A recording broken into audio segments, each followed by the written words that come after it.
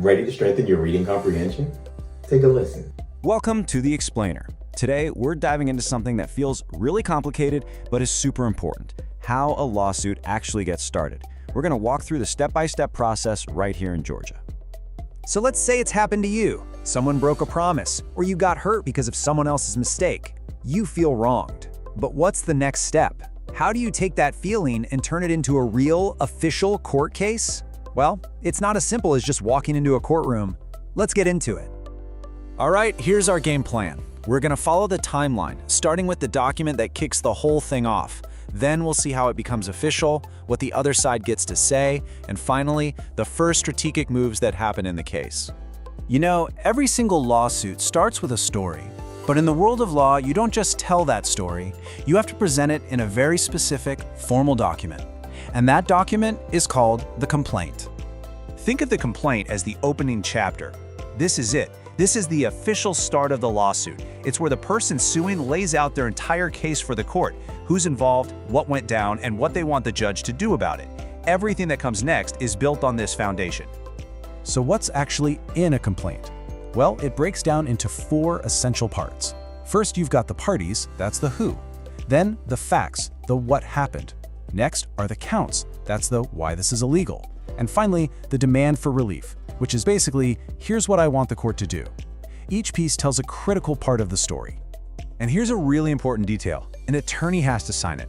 And that signature isn't just a formality. It's a professional promise to the court that says, hey, this lawsuit is legit, we have a real reason to be here, and we're not just trying to waste everyone's time. It's a rule that helps keep the system from getting bogged down. Okay, so the complaint is written. Now what? Well, it can't just sit in a file somewhere. To bring it to life, you have to do 2 things: file it with the court, and then deliver it to the person you're suing. This is what turns a piece of paper into an active lawsuit that demands a response. This step is called service of process, and it is absolutely crucial. See, our entire legal system is based on fairness, and part of that is giving everyone a chance to defend themselves.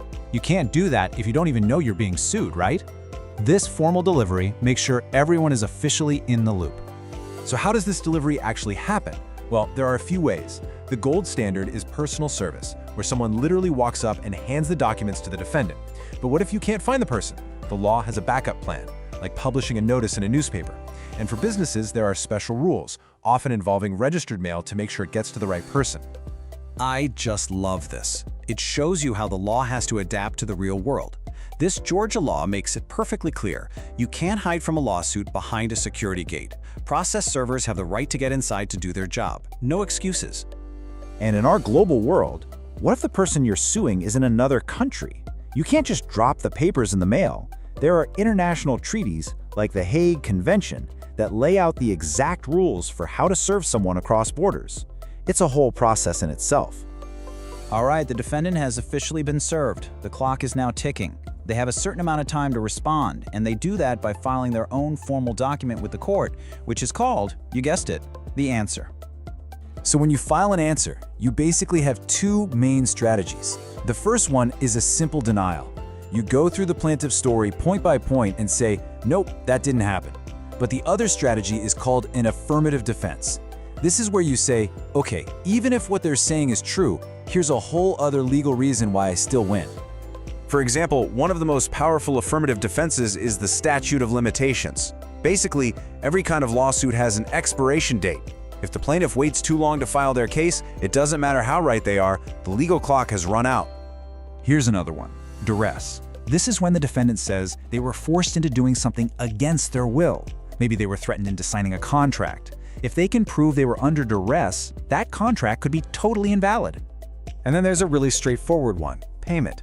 This defense is basically saying this whole lawsuit is pointless. I already paid the debt they're suing me for. If they can prove it, the case is usually over. But check this out. The defendant doesn't just have to play defense. If they believe the plaintiff actually wronged them, they can go on the offense and file what's called a counterclaim. It's literally a lawsuit in reverse, happening inside the original case. So we have the complaint and we have the answer. The basic arguments from both sides are on the table and the battle lines are drawn. But we're not heading to trial just yet. Now both sides can start asking the judge to make rulings by filing things called motions. A motion is pretty simple, really. It's just a formal, written request to a judge. Lawyers use motions to shape the case, to challenge the other side's arguments, and sometimes to try and get the case thrown out of court before it even gets started. They're like strategic moves in a legal chess game. You see a few common motions right at the beginning. A motion to dismiss argues that even if everything the plaintiff says is true, they still lose based on the law. A motion for a more definite statement is what you file when the other side's complaint is so vague you can't even figure out what they're trying to say. And a motion to strike, that's just legal housekeeping, asking the judge to remove irrelevant or scandalous stuff from the official record. Okay, let's take a quick breath and look back. We've covered the fundamental steps for getting a civil lawsuit off the ground. So you can see it's not just chaos. There's a very clear, structured dance here. First, the complaint tells the story. Then, filing and service make it official. The answer is the response. And finally, initial motions begin to shape the fight. This whole opening sequence sets the stage for everything to come. But here's the thing. Everything we've talked about, the complaint, the answer, it's all based on what each side thinks happened. The battle lines are drawn, but the real search for evidence hasn't even started yet. That next phase is called discovery, and that's where the real detective work begins. But that's a story for another time.